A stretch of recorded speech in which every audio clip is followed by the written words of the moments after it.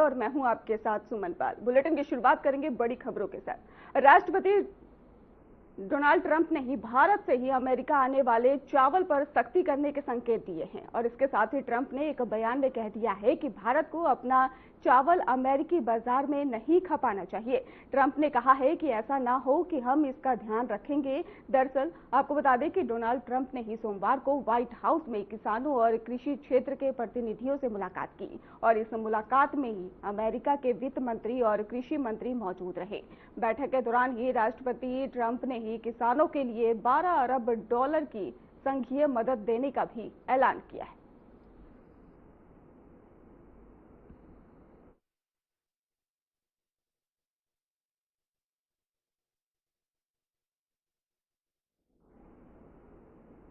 उधर पड़ोसी मुल्क पाकिस्तान में सत्ता की लड़ाई जारी है और एक ऐसा खेल जो अब सिर्फ राजनीति नहीं रहा बल्कि जिंदगी और मौत का खेल बन चुका है और इसी खेल के सबसे बड़े मोहरे हैं पाकिस्तान के पूर्व प्रधानमंत्री इमरान खान। इमरान खान की जेल में हत्या कर दी गई है और हम आपको दिखाएंगे कि क्यों ये अफवाह अचानक फैली। क्या सत्ता की कुर्सी बचाने के लिए इमरान को खत्म करने की स्क्रिप्ट लिखी जा रही है और इसके साथ ही अदियाला जेल का काला सच क्या है, देखिए इस खास रिपोर्ट में।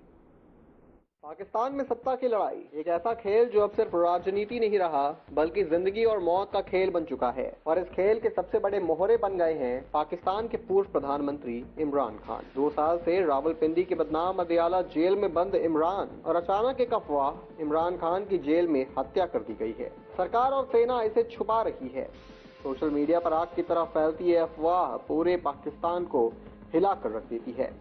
रावलपिंडी से इस्लामाबाद हाई अलर्ट पर पीटीआई समर्थक सड़कों पर सेना की तैनाती बढ़ाई जाती है और जनता एक ही सवाल पूछती है, क्या जनरल आसिम मुनीर इमरान खान को रास्ते से हटाने की तैयारी कर चुके हैं? लेकिन फिर इमरान की बहन उज़्मा खान को 27 दिनों बाद पहली बार मुलाकात की इजाजत मिलती है और बाहर निकलती ही उनका बयान पाकिस्तान की राजनीति को झकझोर देता है। इस स्पेशल रिपोर्ट में हम आपको दिखाएंगे कि क्या अफवाह अचानक फैली, क्या सत्ता की कुर्सी बचाने के लिए इमरान को खत्म करने की वो स्क्रिप्ट लिखी जा रही है, अडियाला जेल का काला सच क्या है और इमरान खान पाकिस्तान की सत्ता संरचना के लिए इतना बड़ा खतरा क्यों है। पाकिस्तान के सोशल मीडिया प्लेटफॉर्म्स पर एक ही मैसेज तैरने लगता है, इमरान खान को जेल में मार दिया गया है। कुछ ही मिनटों में ये अफवाह हजारों पोस्ट, वीडियो और लाइव स्ट्रीम्स में बदल जाती है। रावलपिंडी, पेशावर और कराची में भीड़ सड़कों पर उतर आती है। लोग कहते हैं अगर इमरान को खत्म किया गया तो पाकिस्तान को आग लगा देंगे। इमरान खान पाकिस्तान की राजनीति में एक अध्याय बन चुके हैं जो सेना की पकड़ को सरेआम चुनौती देता है। इमरान ने जनरल बाजवा का घेरा, जनरल आसिम मुनीर पर सीधे आरोप लगाए, अमेरिका की नीति का विरोध किया और सेना के CHQ को राजनीति से बाहर रहने की सलाह दी। यही वजह है कि पाकिस्तान की सत्ता संरचना में इमरान को एक खतरा माना जाता है। रावलपिंडी की अडियाला जेल पाकिस्तान की सबसे सुरक्षित और सबसे कुख्यात जेल मानी जाती है। यही जुल्फिकार अली भुट्टो को रखा गया था, नवाज शरीफ को रखा गया था और अब इमरान बंद हैं। जेल का सबसे डरावना हिस्सा है नो कम्युनिकेशन ब्लॉक, जहां फोन नहीं, इंटरनेट नहीं, परिवार से सीमित मुलाकात, वकीलों की एंट्री नियंत्रण में। उज़्मा का आरोप, पाकिस्तान को मानसिक रूप से कमजोर करने का पूरा प्रयास चल रहा है। 2018 में सेना द्वारा लाए जाने के बावजूद इमरान का पतन 2022 में शुरू हो गया था। इमरान के जिंदा होने की पुष्टि हो गई, लेकिन पाकिस्तान की राजनीति अभी विस्फोटक स्थिति में है। पीटीआई चुनाव चाहती है, सरकार चुनाव टालना चाहती है, सेना इमरान की वापसी रोकना चाहती है। यानी पाकिस्तान की राजनीति एक खतरनाक मोड़ पर है जहां हर सत्ता टकराव की ओर जाता है। इमरान खान जिंदा हैं, लेकिन सवाल ये नहीं है कि वो जिंदा हैं, सवाल ये है कि उनकी राजनीतिक जिंदगी कितनी सुरक्षित है। क्या अडियाला जेल पाकिस्तान की राजनीति का नया मौत का कुंड बन चुकी है? क्या आसिम मुनीर और सत्ता प्रतिष्ठान इमरान से इतने डरते हैं कि उन्हें खत्म करने की प्लानिंग हो चुकी है, या ये सारी अफवाहें किसी बड़े राजनीतिक खेल की तैयारी है? एक बात तय है, इमरान खान आज पाकिस्तान के सबसे बड़े राजनीतिक खतरे नहीं बल्कि सबसे बड़े राजनीतिक समीकरण बन चुके हैं और जब तक उनकी ताकत जनता के दिलों में है, पाकिस्तान की सत्ता की हर रात बेचैनी में गुजरेगी। कहानी अभी खत्म नहीं हुई, बल्कि ये पाकिस्तान की राजनीति के अगले तूफान की शुरुआत है।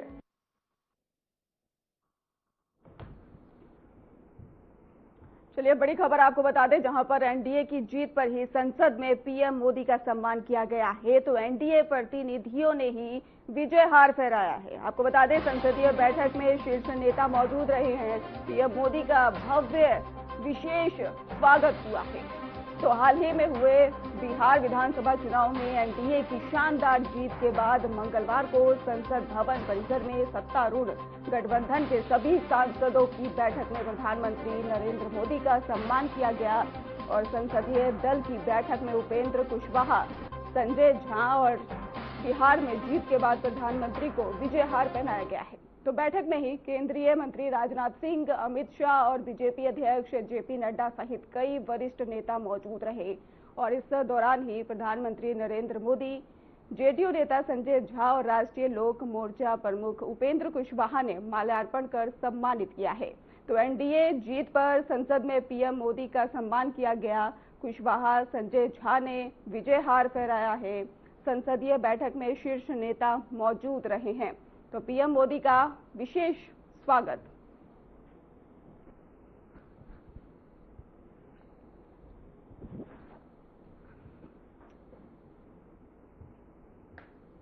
भारत के अभिवेशन सेक्टर में इन दिनों हलचल मची हुई है। आपको बता दें कि 2 दिसंबर से शुरू हुए बड़े पैमाने पर फ्लाइट कैंसिलेशन के बाद अब यात्रियों का गुस्सा बढ़ता जा रहा है और इसी बीच ही डीजीसीए ने कड़ा कदम उठाया।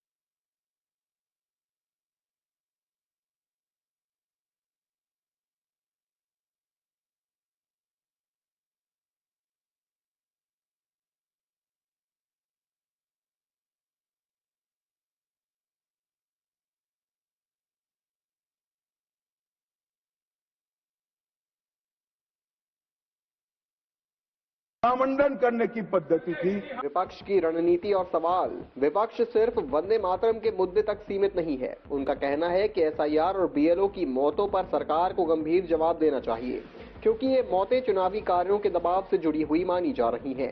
विपक्ष ने मांग उठाई कि जिम्मेदारी तय होनी चाहिए और परिवारों के लिए उचित मुआवजा और सुरक्षा नीति तैयार की जाए। इंडिगो संकट को भी विपक्ष ने बड़ा मुद्दा बनाया। उन्होंने कहा कि देश की सबसे महत्वपूर्ण एयरलाइंस में से एक लगातार उठापटक यात्रियों की सुरक्षा और विमानन क्षेत्र के भविष्य पर सवाल उठाती है। सत्ता पक्ष का कहना है कि विपक्ष मुद्दे को बढ़ा चढ़ाकर पेश कर रहा है। सरकार का दावा है कि चुनावी कर्मचारियों की सुरक्षा के लिए पहले से ही दिशा निर्देश मौजूद हैं और मामले की जांच की जा रही है। इंडिगो संकट को उन्होंने आंतरिक प्रशासनिक मामला बताया और विपक्ष के आरोपों को सस्ती राजनीति कहा। वंदे मातरम पर टकराव का कारण वंदे मातरम पर बहस वर्षों पुरानी है, लेकिन इस बार मामला अधिक संवेदनशील हो गया। सत्ता पक्ष इसे राष्ट्रीय गौरव का विषय बता रहा है, जबकि विपक्ष इसे भावनाओं का मुद्दा बताते हुए कह रहा है कि संसद को देश के जरूरी मामलों, महंगाई, बेरोजगारी, सुरक्षा, अर्थव्यवस्था पर प्राथमिकता देनी चाहिए। लेकिन सदन में बीच बीच में नारे, शोर और हंगामे ने माहौल को तनावपूर्ण बना दिया। वहीं संसद की बहसों का असर केवल सदन तक सीमित नहीं रहा। राजनीतिक विश्लेषक मानते हैं कि वंदे मातरम पर बहस का समय, सत्र का एजेंडा और विपक्ष सत्ता पक्ष की तकरार, तीनों मिलकर इसे राष्ट्रीय बहस का विषय बना रही हैं।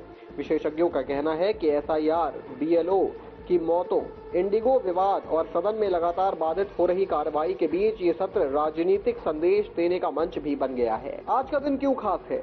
आज की राज्यसभा बहस इसलिए भी महत्वपूर्ण है क्योंकि यहाँ से संसद का आगे का एजेंडा तय होगा। ये देखना भी अहम होगा कि वंदे मातरम पर चर्चा होते होते एसआईआर, बीएलओ सुरक्षा, इंडिगो संकट और दूसरे ज्वलंत मुद्दे बहस में किस रूप में शामिल किए जाते हैं। कुल मिलाकर संसद का ये सत्र भावनाओं, आरोपों, जवाबों और ऐतिहासिक संदर्भों का मिश्रण बन गया है। राज्यसभा की बहस आने वाले दिनों की दिशा तय करेगी और ये कि किन किन मुद्दों को प्राथमिकता मिलेगी। देश में चुनाव सुधारों लोकसभा में आहूत चर्चा में समाजवादी पार्टी के राष्ट्रीय अध्यक्ष अखिलेश यादव ने भारतीय राष्ट्रीय कांग्रेस पर तंज कसा है। चुनाव सुधार पर कांग्रेस द्वारा ही रिफॉर्म की मांगों का ही जिक्र करते हुए अखिलेश ने एक जोर जो है वो दिया है इंडिया अलायंस के प्रमुख दल से ही सहमति जताई, तो वहीं पर दूसरी ओर उस पर तंज भी कसा है। अखिलेश ने कांग्रेस द्वारा ही बैलेट पेपर से भी चुनाव कराने की मांग पर सहमति देते हुए तंज कसा और सपा चीफ ने कहा कि कांग्रेस में अब सुधार आ गया है। मेरा सुझाव है कि इलेक्शन बैलेट पेपर से होना चाहिए। अध्यक्ष महोदय, मेरा भी सुझाव है कि इलेक्शन बैलेट पेपर से होना चाहिए और इसलिए होना चाहिए कि बहुत प्रश्न लग रहे हैं, बहुत उंगली उठ रही है। इलेक्ट्रॉनिक चीजों पे बहुत सवाल खड़े हो रहे हैं और केवल भारत के अंदर लोकतंत्र में नहीं, दुनिया के लोकतंत्र में। और ये जो लोग कुछ कह रहे हैं इलेक्ट्रॉनिक की बात और टेक्नोलॉजी की बात कर रहे हैं, मैं उनसे कहना चाहता हूं कि भारत और जर्मनी की तुलना कर लें, भारत और अमेरिका की तुलना कर लें, भारत की और जापान की तुलना कर लें, हम कहां खड़े हैं। अगर वो संपन्न देश जो टेक्नोलॉजी में हमसे कई गुना आगे हैं, अगर वो स्वीकार नहीं कर रहे ईवीएम, तो आखिरकार हम ईवीएम को क्यों स्वीकार कर रहे हैं। अगर उन देशों में लोकतंत्र है और बैलेट से वोट पड़ रहा है, तो यहां पर भी बैलेट से वोट पड़ना चाहिए। और जो मेरी जानकारी जहां तक पहुंचती और जानकारी है मुझे, वो जानकारी ये कहती है कि जर्मनी में अगर आप ईवीएम से वोट डालेंगे तो वो अनकॉन्स्टिट्यूशनल माना जाएगा। सोचो, जर्मनी जैसा देश बैलेट पेपर से वोट डलवा रहा है, तो आखिरकार भारत जैसा देश हम बैलेट पे क्यों नहीं जा रहे हैं।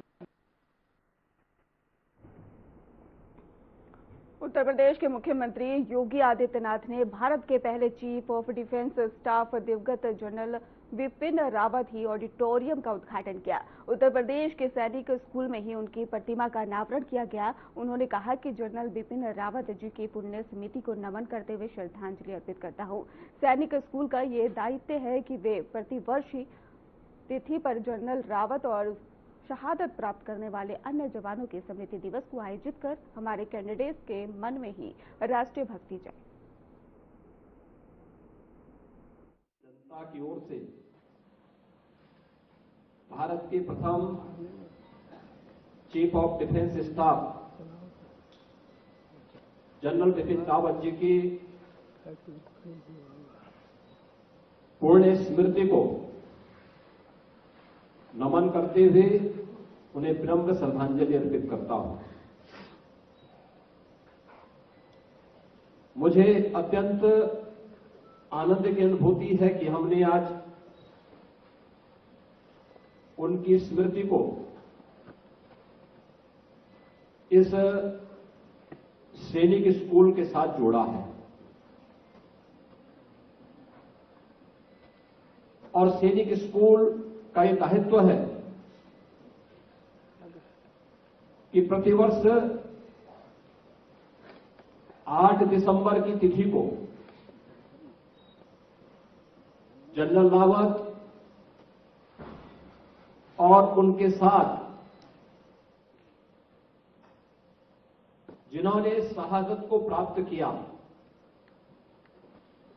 उन सभी के इस स्मृति दिवस को यहां पर आयोजित करके हमारे कैडेट्स के मन में राष्ट्रभक्ति और जीवन के उच्च आदर्शों के प्रति एक नई प्रेरणा दिवस के रूप में इस दिवस को यहां पर आयोजित करें। मैं धन्यवाद दूंगा जनरल बिपिन रावत फाउंडेशन के सभी पदाधिकारियों को और खासतौर पर श्री मंजीत नेगी जी को और उनकी पूरी टीम को, जिन्होंने लगातार जनरल रावत की स्मृति को जीवंत बनाए रखने के लिए वर्तमान और भावी पीढ़ी के सामने उनके योगदान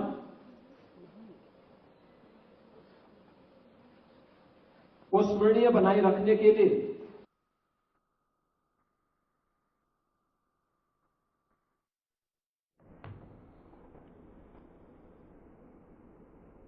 फिलहाल खास बुलेटिन में बस इतना ही। आगे की खबरों के लिए आप देखते रहिए हमारे